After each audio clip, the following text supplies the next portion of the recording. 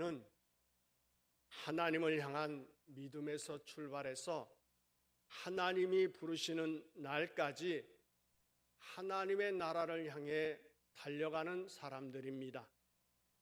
100세 시대라고 말을 하지만 언제가 우리의 인생의 종착역이 될지 모릅니다. 그렇기 때문에 하나님을 향한 목표가 흔들리지 말아야 합니다. 이러한 우리의 목표는 하나님이 위에서 부르신 부름의 상을 받기 위해서 달려가는 것입니다. 사도 바울은 무조건 달려가기만 하면 상을 받는다라고 말하지 않습니다. 바울은 목표를 향해 달려가는 원칙을 갖고 있습니다. 고린도전서 9장 26절에 이렇게 말을 합니다. 나 자신도 이제 달리는데 목표 없이 하는 것처럼 하지 않습니다. 권투 시합을 하는데 허공을 치는 것처럼 하지 않습니다. 라고 이야기를 합니다. 바울은 분명한 목표를 향하여 달려가야 한다라고 말을 하고 있습니다. 권투 시합에서 허공만 친다면 아무리 열심히 싸운다 할지라도 이길 수 없다라고 말을 하고 있습니다. 목표가 있는 사람은 명확한 방향성과 동기를 가지고 성장해 나갑니다. 그러나 목표가 없는 사람은 방황하며 에너지를 분산하며 살아가서 삶이 무의미하게 살아가고 있습니다. 성공적인 삶을 살아간 사람들은 목표가 분명한 사람들입니다. 이 성공한 사람들을 보면 모두 명확한 비전을 설정하고 그 목표를 달성하기 위해 지속적인 노력과 희생을 감수했다라고 하는 공통점을 갖고 있습니다. 바울은 우리가 달려가야 할 목표, 우리가 살아야 할 목적이 하나님의 영광이라고 분명히 말하고 있습니다. 하나님의 영광을 위해 살고자 하는 목적이 정해졌다면 무엇을 통해 하나님께 영광을 돌리며 살 것인가를 정해야 합니다. 오늘 읽은 말씀은 사도 바울이 성공적인 삶을 사는 그 비결이 무엇인지를 보여주고 있습니다. 바로 빌립보서 3장 12절에서 14절의 말씀입니다. 우리 한번 다 같이 읽어볼까요? 내가 이미 얻었다 함도 아니요 온전히 이루었다 함도 아니라 오직 내가 그리스도 예수께 잡힌 바 된 그것을 잡으려고 달려가노라. 형제들아,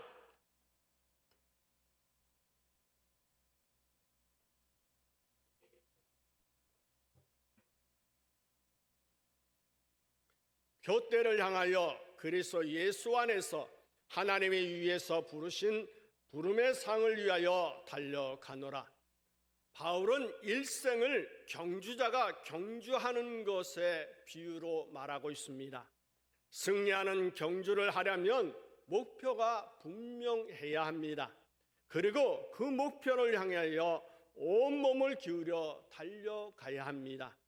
몸은 미처 목표에 도달하지 못할지라도 그 목표를 향한 눈은 항상 띄지 말아야 합니다. 그러기 위해서는 뒤를 돌아보지 말아야 합니다.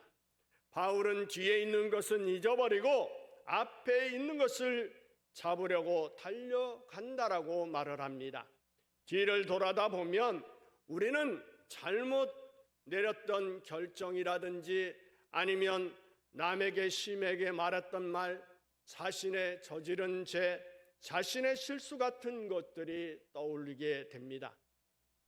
사람은 누구나 수치스럽고 부끄럽고 죄의식을 느끼게 하는 과거가 있습니다. 이와 같은 우리의 과거는 우리에게 남아서 우리의 삶에 영향을 미치고 또 가슴에 슬픔을 안게 하며 우리가 나가야 할 길에 어려움을 주는 경우가 있습니다. 그렇다고 우리는 과거에서 완전히 탈피할 수는 없습니다. 그것이 좋은 것이든 나쁜 것이든 또 성공한 것이든 실패한 것이든 기쁜 일이든 슬픈 일이든 다 있는 그대로 우리에게 있습니다. 물론 우리의 과거에는 지워버리고 싶지 않은 행복한 시간들도 많이 있습니다. 그러기에 모든 성인에게는 과거가 있고 모든 죄인에게는 미래가 있다라고 하는 말에 의미가 있다라고 봅니다. 뒤를 돌아다 볼 때 우리는 많은 것을 후회하게 됩니다. 그러나 후회하는 일도 가치가 있을 때가 있습니다. 그래서 때로는 우리에게 좋은 경험이 되는 것이 후회라고 하는 것입니다. 그렇지만 과거의 잘못과 실수를 돌이켜 생각하면 우리의 마음이 흔들릴 때도 있습니다. 과거에 대한 생각은 현재의 모든 마음의 평화를 깨뜨리기 쉽기 때문에 그렇습니다. 반면에 우리를 바르게 인도하는 것이 후회일 때도 있습니다. 이러한 후회는 우리에게 필요하다고 보여집니다. 왜냐하면 참된 후회라고 하는 것은 우리로 하여금 잘못을 회개하게 만들기 때문입니다. 참된 후회는 좋은 것을 바라보며 하나님의 도움을 받아 거룩한 삶을 살려고 하는 우리의 의도라고 볼 수 있습니다. 과거에 대해서 슬퍼하는 것은 우리가 잘못했음을 스스로 인정하는 표시라고도 볼 수 있습니다. 그래서 참된 후회라고 하는 것은 우리 마음속에 살아있는 악의 충동을 죽여버릴 수 있습니다. 그러므로 과거의 잘못을 후회하는 것은 결국 잘못이 아니라고 볼 수 있습니다. 그러나 문제가 뭘까요? 후회에 멈춰 있는 것이 문제입니다. 후회를 거울 삼아 미래로 향해 달려가야 하는데 뒤만 보고 과거만 보고 있으면 문제가 된다라고 하는 것입니다. 새로운 도전과 새로운 다짐으로 하나님께서 우리에게 주신 목표를 향해 달려가는 기회로 만들어야 한다라고 하는 것입니다. 그리고 무엇보다도 중요한 것은 회개 다음에 오는 용서가 있다라고 하는 것입니다. 우리가 하나님께 죄를 회개하고 용서를 받는 것은 그 죄에 대해 더 이상 묻지 않는다는 것입니다. 하나님이 회개한 죄를 잊어버린다는 것입니다. 그래서 예레미야 31장 34절은 이렇게 말을 합니다. 내가 그들의 악행을 사하고 다시는 그 죄를 기억하지 아니하리라 하는 말씀이 있습니다. 하나님께서 우리의 죄를 용서하셨다면 우리는 이제 일어나서 앞을 향해 달려가는 믿음의 사람이 되어야 합니다. 과거에 매이지 말고 과거 추억에 젖어 있지 말고 하나님이 부르신 부름의 상을 향하여 나아가야 합니다. 우리는 뒤의 것을 잊어버릴 줄 알아야 합니다. 그리고 앞에 있는 것을 잡으려고 목표를 향하여 나아가야 합니다. 우리가 이 격변하고 격동하는 환경에서 믿음으로 목표를 향해 나아갈 때만이 우리는 승리를 할 수가 있습니다. 또한 이것에 적응하지 못하면 역사의 지각성이 되고 낙오자로 전락할 수밖에 없습니다. 그러므로 승리자가 되려면 하나님이 부르시는 상황을 향해 부지런히 달려가야 합니다. 힘차게 달려가야 합니다. 그런데 우리가 계속해서 목표를 향해 가야 하는 이유가 뭘까요? 먼저 생각해 보면 목표가 있어야 목표를 이룰 수 있기 때문에 그렇습니다. 2025년을 시작하면서 각자 나름대로 올 한 해 이루고자 하는 목표를 세웠을 것입니다. 사람이 목표를 세우는 것은 그 목표를 이루기 위해서입니다. 폼으로 남에게 보이기 위해서 세우는 것이 아닙니다. 또한 사람들은 가만히 아무것도 하지 않고 이루어지는 것을 목표로 삼지는 않습니다.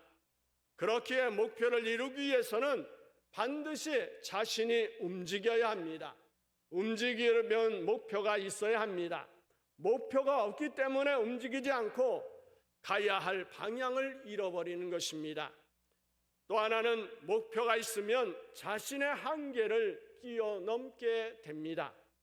사람에게는 분명히 사람이기 때문에 가지는 한계가 있습니다.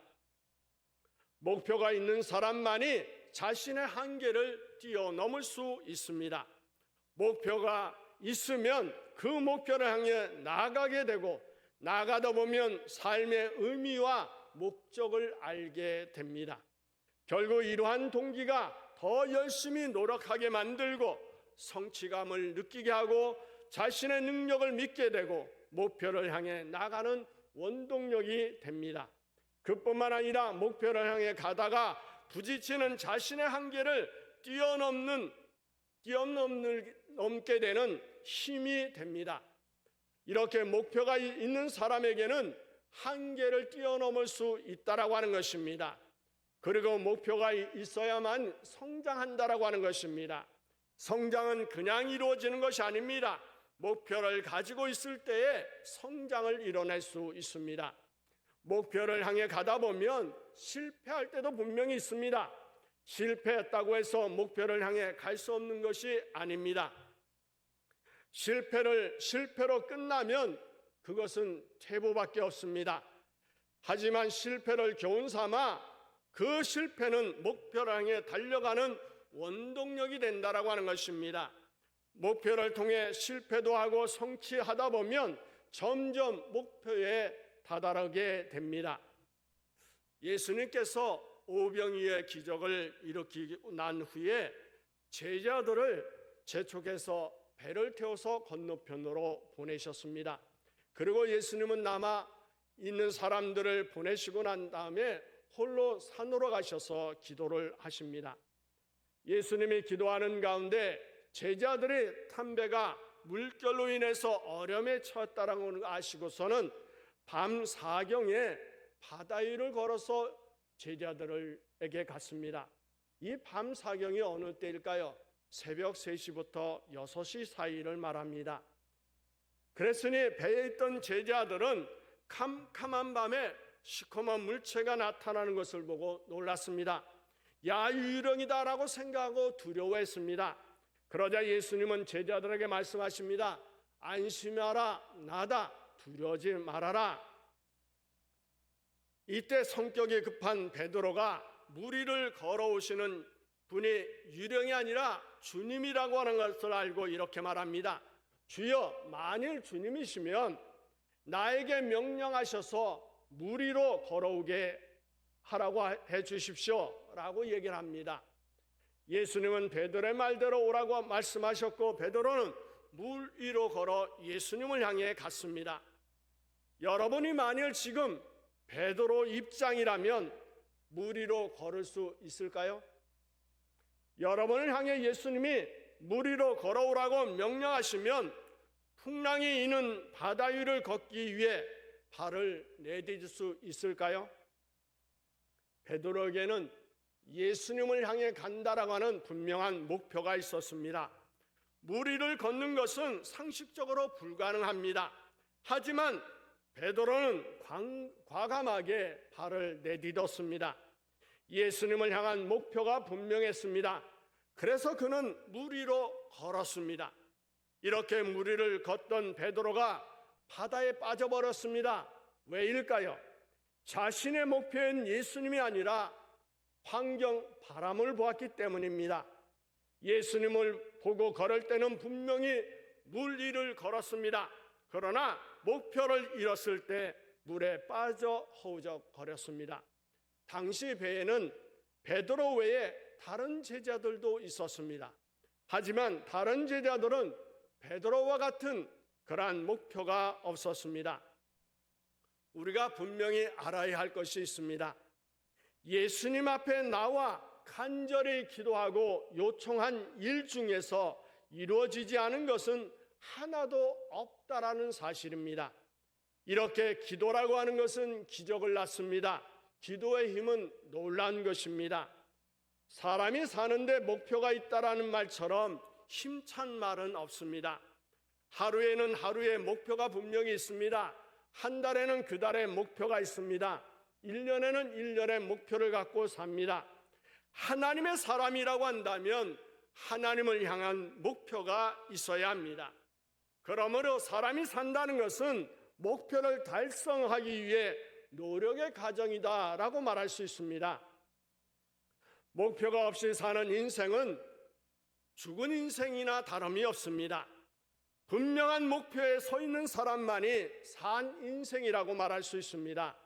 이 세상에는 아무 목표도 없이 그날을 무의미하게 살아가는 인생이 얼마나 많습니까? 또한 목표는 있다고 말하면서 그날을 무사 안일 속에 허송세월을 보내는 사람들이 부지기수입니다. 성공학의 권위자인 미국의 나폴레옹 힐은 이렇게 말을 했습니다. 99%의 사람들이 분명한 목표를 갖지 못하고 살고 있는 현실은 현대 문명 사회의 최대 비극이다. 여러분 이해되십니까?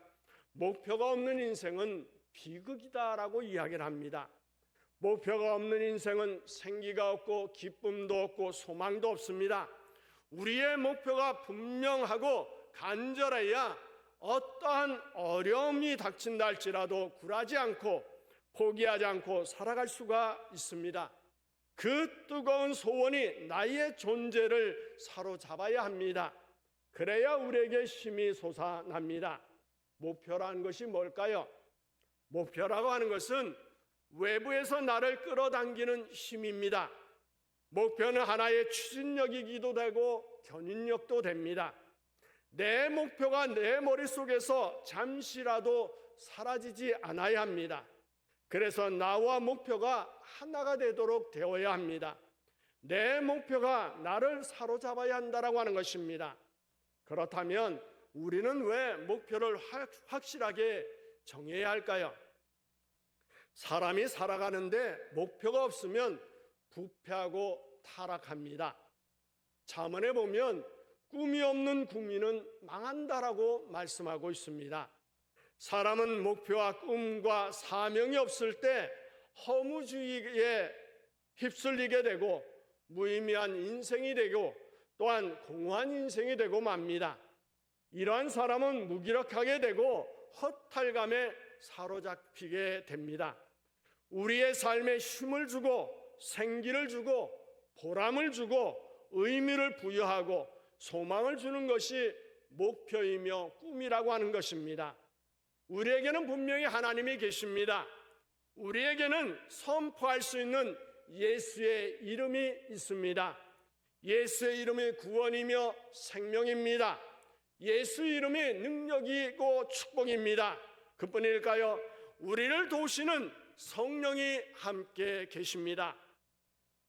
그렇기 때문에 우리는 수많은 기회가 있습니다. 우리 앞에는 한없는 소망이 있습니다. 우리는 새로운 용기를 가지고 이제 도전해야 합니다.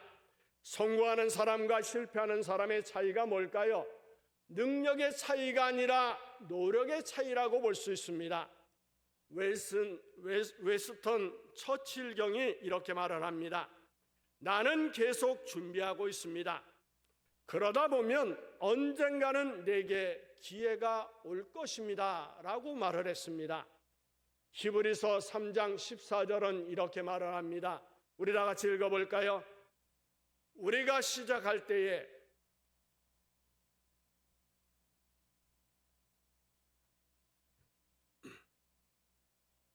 노력하는 사람이 믿음이 더해진다면 세상을 다 가진 사람이 될 것입니다.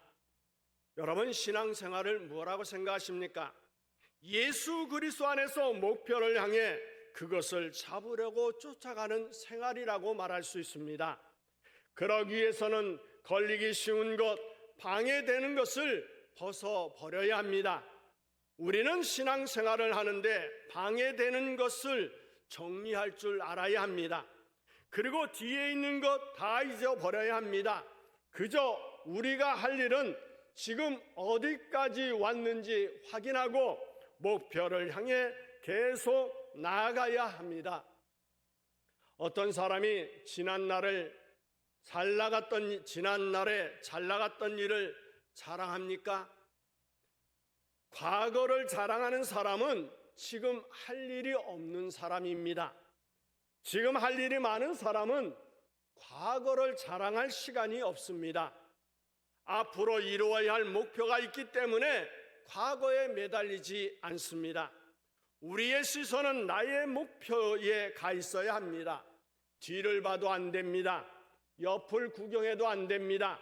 우리의 눈은 나의 목표를 향해 있어야 합니다. 이것은 하나님이 주신 목표를 향해 가는 것을 의미하는 것입니다. 그리고 앞에 있는 것을 잡으려고 쫓아가야 합니다. 목표를 정하는 것은 중요합니다. 그러나 목표만 정해놓고 목표를 달성하기 위한 노력이 없으면 그것은 공상에 불과합니다. 앞으로 나가려면 힘써야 합니다. 힘쓰지 않으면 앞으로 달려갈 수가 없습니다. 하나님이 마련해 오신 것을 가지려고 나아가야 합니다. 사도 바울은 앞에 있는 것을 잡으려고 쫓아간다라고 했습니다. 우리는 바울처럼 도전적인 사람이 되어야 합니다. 목표를 향해 달려가는 것이 얼마나 힘든 일입니까? 많은 사람이 함께 달리지만 결국 자기와의 싸움입니다. 그러므로 끝까지 인내해야 꼴이 날 수가 있습니다. 승리적인 신앙생활을 하기 원하십니까? 또 성공적인 인생을 살기 원하십니까? 그렇다면 예수 안에서 분명하게 목표를 정하시기를 바랍니다.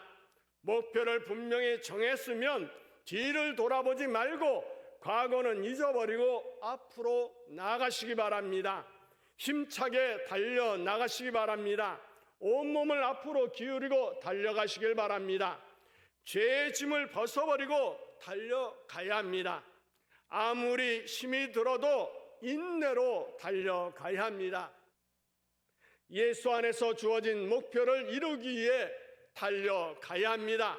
하나님을 향한 우리의 믿음의 열매가 풍성하도록 달려가야 합니다. 앞에 있는 상을 잡으려고 쫓아가야 합니다. 그럴 때에 승리의 면류관을 받을 줄 믿습니다. 여러분이 예수 안에서 정하신 목표가 반드시 이루어지고 하나님의 부르신 부름의 상을 받으시는 여러분이 되시길 예수의 이름으로 축원합니다.